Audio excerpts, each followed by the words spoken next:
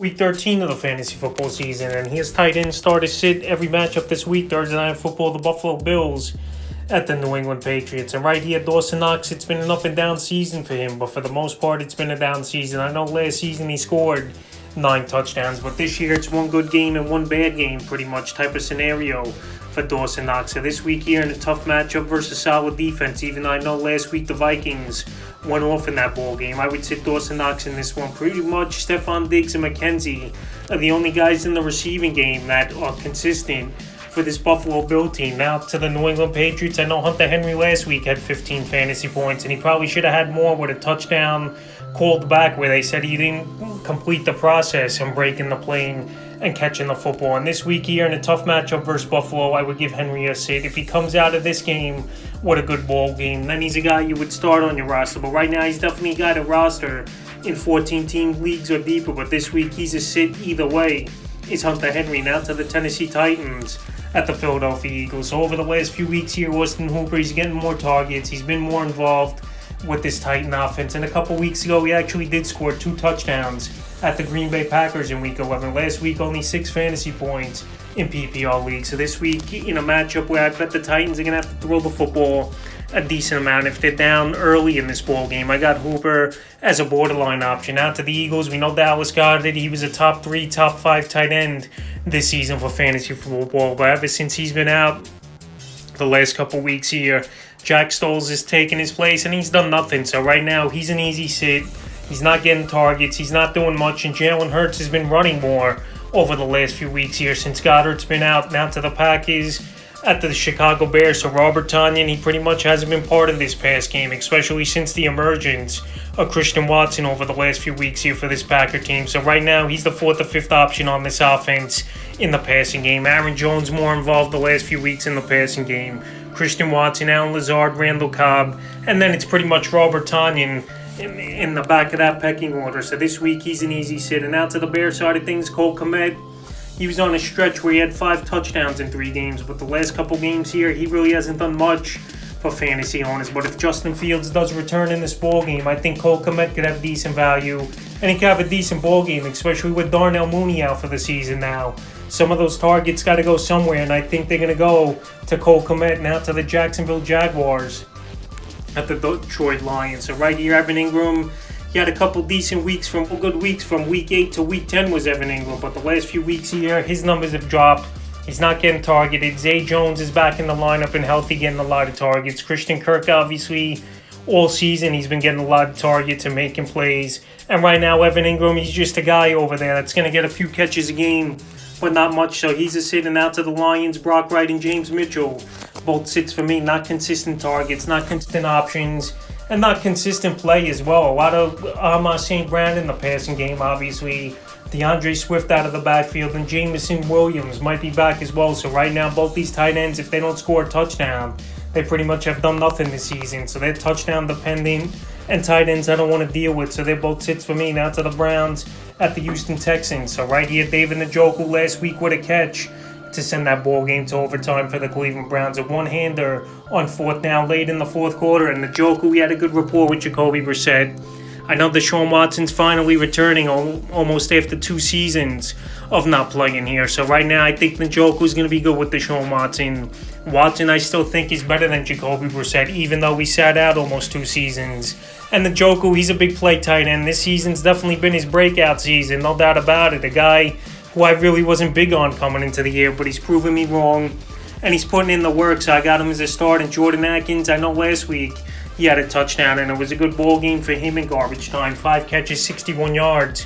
What a touchdown versus Miami. But I got to see a little bit more out of him. Maybe him and Kyle Allen have a decent rapport. But still this week, I got him as a sit. Now to the New York Jets at the Minnesota Vikings. So Tyler Conklin, he had 8 fantasy points last week with Mike White inserted into the starting lineup for this New York Jet team. And right here, Tyler Conklin, he's a former Minnesota Viking. This is a revenge game, no doubt about it for him, after the Vikings didn't want to give him the payday like the Jets did. But right here, I'm still going to limit my expectations for Tyler Conklin, because it's been one good game, one bad game over the last couple months here. After, in the beginning of the season, he was the main target of Joe Flacco, but obviously Mike White's a good quarterback over the last few games he started since last season and the game he started last week here. But Conklin, I have as a borderline option. TJ Hockenson, he's a start each and every week, a top 4, top 5 tight end in this Minnesota Viking offense. Another great weapon, finding the end zone last week.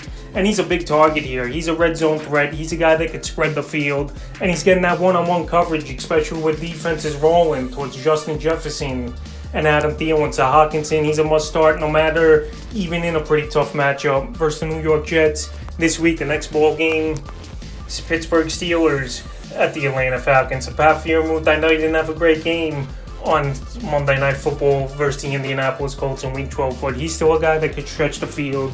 He's still a guy that Kenny Pickett definitely has confidence in as a security blanket on third down conversions and red zone as well. So this week here with a good matchup versus a Falcon defense that is middle of the pack, and they're beatable in the secondary. I like Freiermuth as a start this week. Now to the Falcon side of things, McCole Pruitt found the end zone last week, but he only had 2 catches for 9 yards with that touchdown. So I got to see a little bit more out of him. Kyle Pitts wasn't getting the job done anyway for fantasy owners. And Marcus Mariota, he just don't really get the ball around to anybody on this roster. So right here, Pruitt is a sit for me. If he could have another good ball game, then maybe I'll put him in the lineup. Right here, Denver Broncos at the Baltimore Ravens. Greg Dulcich, he came back a few weeks ago, had 3 good weeks in a row, and now 3 bad weeks in a row. And he's a guy I'm going to sit. Obviously, he could get back on track here versus Baltimore Raven team. But this week here, you can't trust him.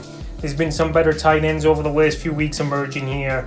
And Greg Dulcich, it's just not always his fault. Russell Wilson, I don't know what's happened to him over the last few seasons. He don't have a good rapport with his receivers here in Denver. He's not getting the ball out quick enough, holding on to it too much. And that's obviously a problem. Now Mark Andrews, he's a top 1, top 2 tight end each and every week, depending on the matchup. And this week here, I think they're going to rely on him heavily in this one is Baltimore, especially after blowing the game last week at the Jacksonville Jaguars. They need their best playmaker to make plays besides Lamar Jackson, and obviously that's Mark Andrews. Now to the Washington Commanders at the New York Giants. Logan Thomas, a few weeks ago, he had a good ball game, but last week we didn't see anything out of him.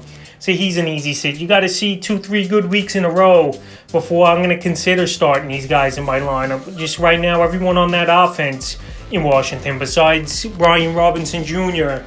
and Antonio Gibson's are guys that you're on the fence about or you're going to sit. So this week, I'm sitting Logan Thomas. And now to the New York Giants, there's a possibility Daniel Bellinger could come back in this ball game. But I just got to see what he could do. He was definitely emerging as a good option for Daniel Jones and fantasy owners. But right now, coming off the eye socket injury in a pretty tough matchup versus the Washington Commanders, I'll have Bellinger as a sit. And Tanner Hudson really hasn't done much over the last few weeks. So if Bellinger don't play, Hudson will get the start, but he's not a guy that has fantasy value right now. Now to the Dolphins at the San Francisco 49ers. Mike Gesicki, it's been an up and down season here for him. His ceiling's pretty much been 30, 40 yards and a touchdown this year here for Gesicki. So this week, he's an easy sit in my book is Mike Gesicki. You got to see him put weeks together. And last week, he didn't even do anything. 1 target, got the goose egg, and Drew Smythe got the touchdown at the tight end position for the Dolphins. Now to George Kittle, he hasn't been that great this season. A couple pop games here and there, and then some games where he's only getting 5-6 fantasy points in PPR leagues. But tight end's so weak of a position this season. George Kittle, it just takes 1 or 2 monster weeks here and there for him to be top 5 in fantasy points at the position. So this week here in a potential shootout, I like him as a start. Now to the Seattle Seahawks at the Los Angeles Rams. Noah Fant and this week I got his sits. They're just not doing enough to garner fantasy value, or at least garner a starting position in fantasy leagues. Obviously, Geno Smith, he's targeting DK Metcalf and Tyler Lockett as their top 2 guys, and Marquise Goodwin as the 3rd wide receiver, not really using the tight ends as consistent as he was early in the season. So right here with Fant and Disley not really doing much the last few weeks here, I got him as sits. And now to the Rams side of things, it's going to be tough to trust anyone on this Ram offense, but right here, someone's going to have to make some plays. And this week here in a good matchup versus the Seahawks, I give up the 2nd most fantasy points to tight ends on the season. I like Tyler HIGBEE as a start. I know Perkins or Wolford will probably be the quarterback once again this season, with Stafford still nursing concussion symptoms and a concussion. So right now, I know HIGBEE had the goose egg last week, I believe, but this week here, I think he could bounce back and be a decent, viable option. Now to the Chargers at the Las Vegas Raiders. Gerald Everett last week, he returned to the lineup for the Chargers, and I know he didn't do much with only 7.80 fantasy points. But right here, he could be a good target for this Charger team. This Raiders team's had trouble guarding anybody this season, so I like a lot of Chargers this week. Keenan Allen, I think, has a great game. Mike Williams, if he comes back, I think he'll have a good game. And Gerald Everett here, he's an athletic tight end that could go in there and make a few plays. So this week here, what a good matchup versus the Raiders that give up a decent amount of fantasy points to tight ends on the season. I'll give him the start, and now to his counterpart, Forster Monroe. Last week he found the end zone late in that ball game at the Seattle Seahawks. But this week he's a borderline option. He's a guy that's been up and down this season, Forster Monroe. But most fantasy owners in 12 and 14 team leagues probably going to start him. He's got that touchdown appeal. He's probably the second or third option in the passing game behind Devontae Adams and Matt Collins, who over the last few weeks has emerged decently for this Raider team. So right now, I'll give the nod obviously to Everett and the borderline option of Monroe. Now to the Chiefs and the Cincinnati Bengals. Travis Kelce, there's not much to say, honestly. He's a top tight end each and every week.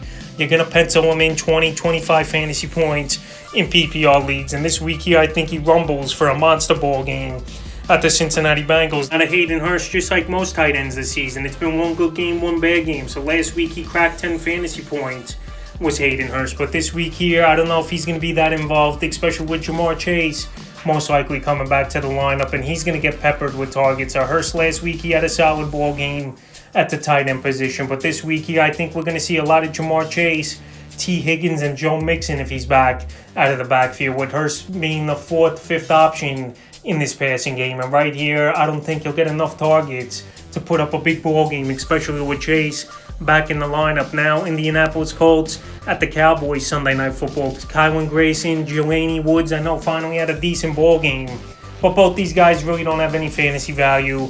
There's guys in this lineup that are going to be up and down for this Colts team. They'll have a pop week every once in a while, like we saw with Jelani Woods on Monday Night Football. But right here, I don't have confidence in him. It's a tough matchup versus solid Dallas Cowboy defense, and they're both sits for me this week. Now to Dalton Schultz, I got him as a start. Last week, a good fantasy game, and he's pretty much the number 2 option in this passing game, in my opinion, for this Cowboy team. Obviously, number 1 is CeeDee Lamb, and then it's either Dalton Schultz or Michael Gallup is the number 2 options, with Tony Pollard in there as well for this team. But him and Dak Prescott have had a great rapport ever since last season, when Schultz was the starting tight end for this Dallas Cowboy team after Blake Jarwin went down with injury. So this week here with a pretty decent matchup and another home game for Dallas, which is another thing where he really thrives, is Dalton Schultz. I got him as a start this week. And now to the final game of the week, Monday Night Football, New Orleans Saints at the Tampa Bay Buccaneers. So Juwan Johnson, I actually got him as a start this week. This Tampa Bay team, believe it or not, gives up the 8th most fantasy points to tight ends on the season. I know Johnson had the goose egg last week, but he easily could have had 8 or 9 fantasy points. There was a ball in the end zone that he just dropped in that ball game, and that would have at least got him to 7 or 8 points in PPR league. So after an off game and after he was on a hot touchdown streak, one more time, I'm going to go to the well with Juwan Johnson and give him a start in this one, especially it could be a ball game where the Saints are going to be chasing points and have to throw. Now to his counterpart, Cade Otton, I have him as a sit. He had a couple decent pop weeks for this Tampa Bay Buc team, but now him and Cameron Brate pretty much for the most part splitting snaps. And Tom Brady, he's been struggling for the most part of the season to be consistent with anybody on this team. Even Chris Godwin hasn't been that consistent until recently. So right now, Brate and Otton are sits for me. So that's tight end start sits week 13 every matchup of the fantasy football season.